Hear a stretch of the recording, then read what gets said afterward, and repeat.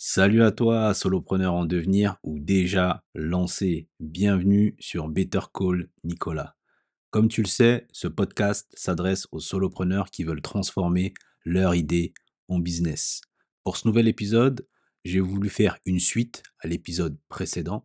Structure ton idée, minimise les risques et maximise les chances en donnant des conseils encore plus utiles et encore plus pratiques pour t'emmener un peu plus loin. C'est vrai que dans le premier précédent épisode, j'ai présenté les choses sous l'angle un peu du business model Canva et ensuite avec une méthodologie, une façon de faire qui suit le prolongement. Là, j'aimerais aller beaucoup plus loin et apporter d'autres conseils avec une autre perspective qui pourront te permettre d'arriver au même résultat qui est de transformer tes idées en business.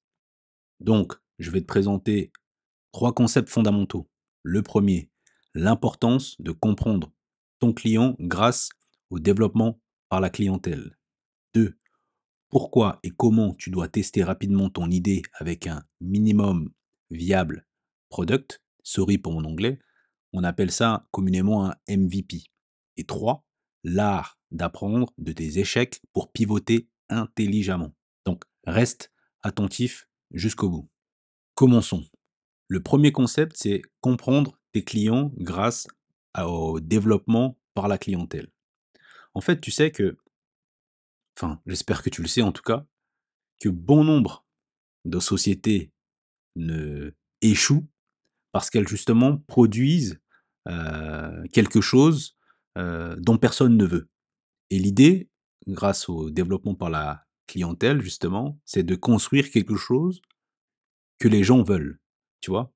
Donc, le fait de développer ton idée grâce à tes clients, tu vas sortir de chez toi pour aller rencontrer des clients potentiels. Le but, c'est que ton idée de business, en tout cas l'hypothèse, parce qu'au début, ça reste une hypothèse, parce que tu ne sais pas si ça va fonctionner, sur le problème ou sur la solution que tu proposes, puisse être validée par tes clients potentiels.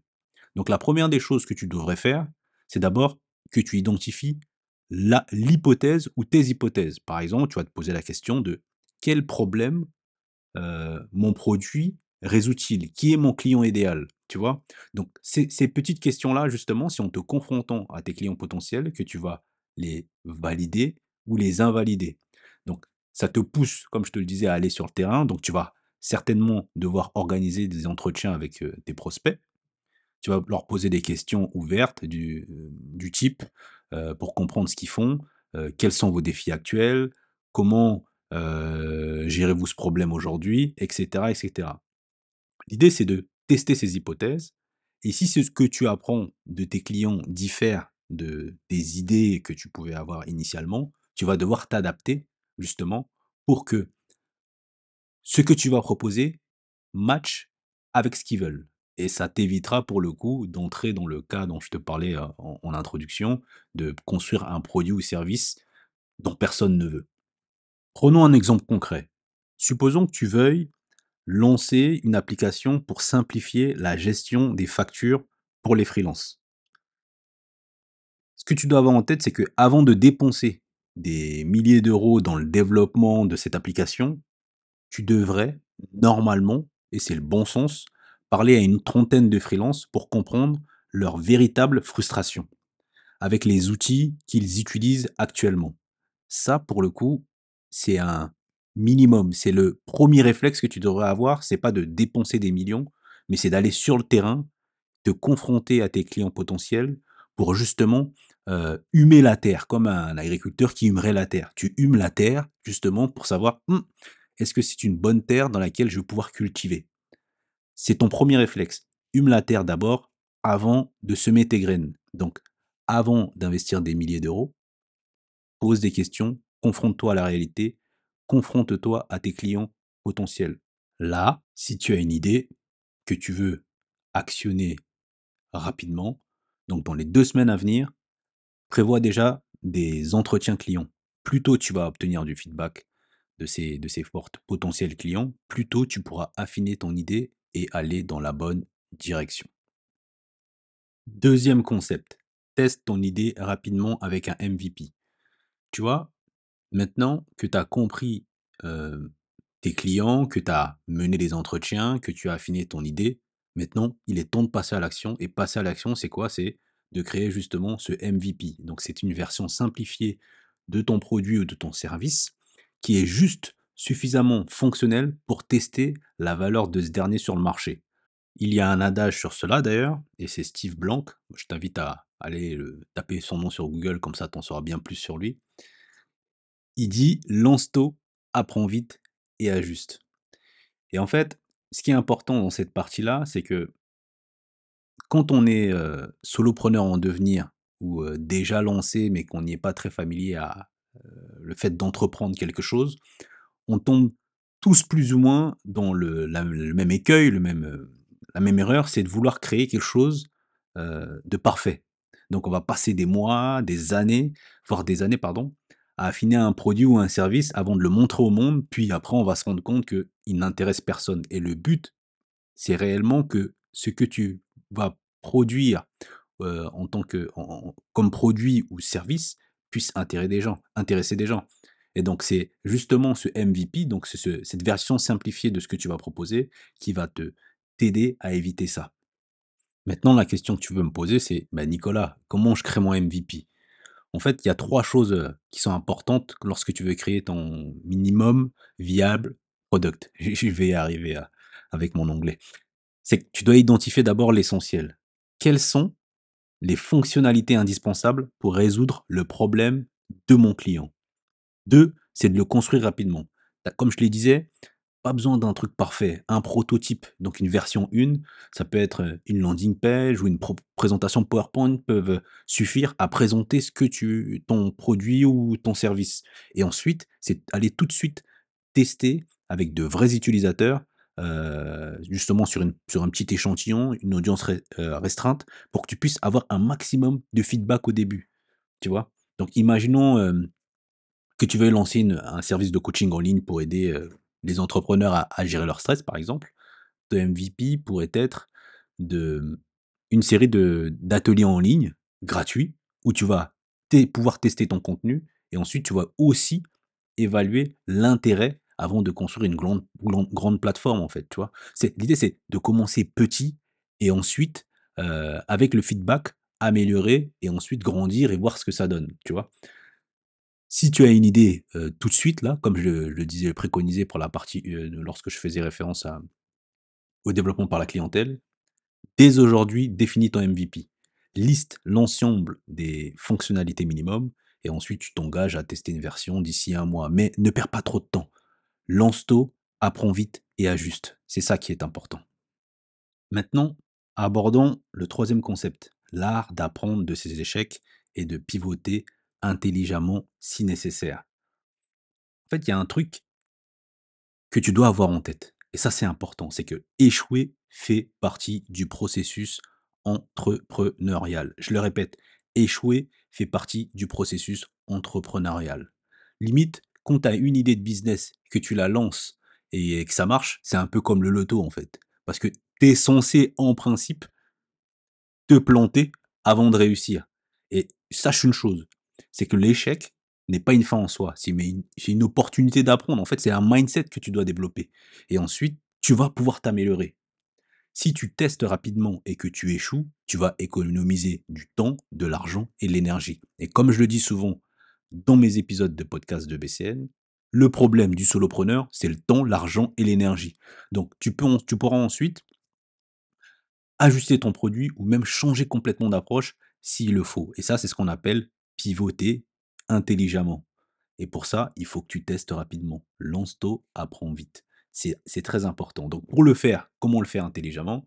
C'est il faut être factuel. Il faut que tu analyses les données. Quels sont les retours que tes clients t'ont fait lorsque tu leur as fait tester ton produit ou ton service? Il faut que tu connaisses quels sont les points de friction. Qu'est-ce qui fonctionne pas dans ton offre actuelle? Pourquoi on te dit non? Pourquoi, qu'est-ce qui fonctionne pas? Ensuite, une fois que tu l'as compris, tu vas essayer de reformuler ton approche, changer d'approche. Si, l'hypothèse de départ de ton idée ne trouve pas d'écho, le le bon sens convient de trouver une autre solution. C'est moi ce que j'essaie de te donner à travers ce podcast de BCN, c'est que tu puisses te poser les bonnes questions et avoir les bons réflexes. Pourquoi? Parce que le manque de temps, d'énergie et d'argent font que tu tu peux pas, faire l'impasse sur ça, sur les bons réflexes, sur le bon sens, sur tout ce qui est important pour avancer dans la bonne direction. Et là, je vais te donner un exemple concret pour illustrer mon propos. C'est que, admettons, un em que tu sois, que tu veuilles lancer une application pour partager des recettes de cuisine et après les feedbacks de tes clients, tu tu tu remarques qu'en fait, ils voulaient plutôt des simples vidéos interactives. C'est que tu vas passer de l'application pour partager des recettes à simplement une plateforme où tu vas avoir des vidéos qui sont sous forme de tutoriels. Et en fait, c'est ça ce qu'on appelle de pivoter intelligemment. Tu as une idée de départ, tu penses que c'est ça, tu te confrontes au marché, tu te confrontes au terrain, tu te rends compte que ton hypothèse de départ n'est pas bonne ou elle doit être, différente, en tout cas son approche doit être différente, mais toujours pour répondre à un besoin spécifique. Là, tu changes, tu deviens, un comment dire? Une plateforme de tuto au lieu d'être une application et là, tu pivotes intelligemment en fonction des données, en fonction des faits, en fonction de ce que tes clients t'ont fait comme feedback.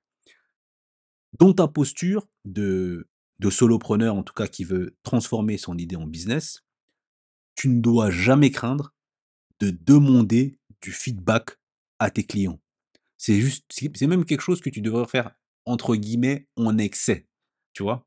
Tu dois toujours leur poser les questions, heu: «Que pensez-vous que je pourrais améliorer? Que pensez-vous que je pourrais faire de façon différente?» Et ce sont en fait les réponses aux questions que tu vas leur poser qui vont te guider vers soit une nouvelle direction ou concrètement dans la bonne direction.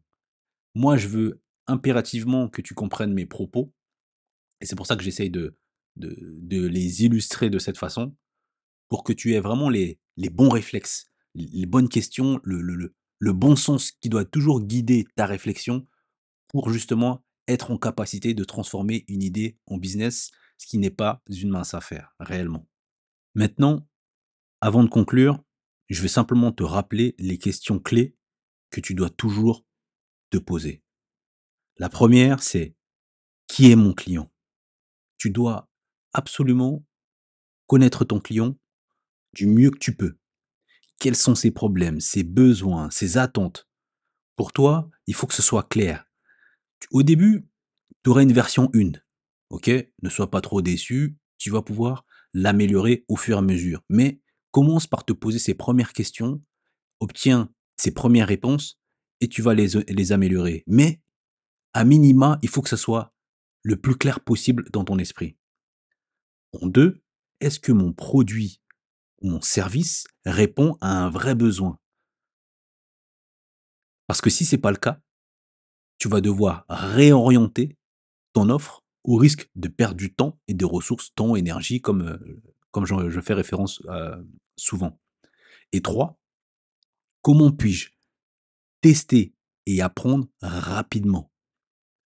Ton objectif doit toujours être de te lancer, d'apprendre et ensuite ajuster s'il le faut. Mais tu ne dois pas rester coincé dans une boucle de perfectionnisme qui pour le coup embête, beaucoup de solopreneurs que j'ai déjà rencontrés et moi-même ça m'est déjà arrivé, où tu vas rester avec une idée en gestation dans ta tête, X temps, incapable de la lancer parce que, on l'a dans ta réflexion, dans ton coin, tu dis: «Ah, il faudra améliorer ceci, il faudra améliorer cela», mais tu fais jamais rien, tu proposes jamais à des clients potentiels ton idée et finalement, bah, elle sort jamais en fait. Elle voit jamais le jour et tu coincé et tu fais rien et tu perds du temps, tu te lances jamais je me comment dire? Pas besoin de te raconter la suite, je pense que tu as compris le dessin et vraiment le but, de ce que je dis, de l'approche que je préconise, c'est pour que tu puisses minimiser les risques, tu vois? Comme je le disais, avant d'investir des milliers, confronte-toi au terrain, tâte le terrain, hume-le, rencontre des clients potentiels, pose-leur des questions, Tu vois, il faut que tu fasses, justement ce 1er travail de réflexion est très important. Ce sont les fondations qui vont te permettre d'affiner ton idée et d'aller dans la bonne direction, tu vois? Et ça, c'est hyper important parce que c'est ça qui va ensuite maximiser tes chances de réussite. Pour résumer cet épisode, j'ai 3 verbes à te proposer. Donc le premier, c'est comprendre. Tu dois comprendre profondément ton client. 2, tu dois tester. Lance une version simplifiée, donc un MVP. Tu testes rapidement et tu obtiens un minimum, enfin un maximum de feedback. 3, c'est apprendre. Donc tu dois apprendre de tous ces feedbacks. Et chose importante, tu dois accepter l'échec comme une étape d'apprentissage nécessaire et tu dois ensuite pivoter intelligemment dans une nouvelle direction qui va justement te conduire dans la bonne direction. Tu vois? Donc ces 3 verbes, c'est comprendre, tester et apprendre. Maintenant, si tu as apprécié cet épisode, n'hésite surtout pas à le partager avec d'autres solopreneurs qui pourraient également l'apprécier. Pour me contacter, c'est simple. Il y a mon lien Instagram, tu m'envoies un DM, on discute de ton idée, de ton projet, tranquillement, et je suis réactif en plus. Et autre chose, il faut que tu te souviennes que un business qui réussit est un business qui te permet d'apprendre en continu, en itération, petit à petit, step by step, tu vois. Donc, lance-toi rapidement, expérimente et n'arrête surtout pas, mais surtout pas, jamais, n'arrête pas de t'améliorer. Et puis donc, écoute, je pense avoir fini mon propos, hein. J'ai suffisamment parlé sur le sujet, sachant que c'est une deuxième partie. À bientôt sur un nouvel épisode. Continue de croire en tes idées et puis à bientôt.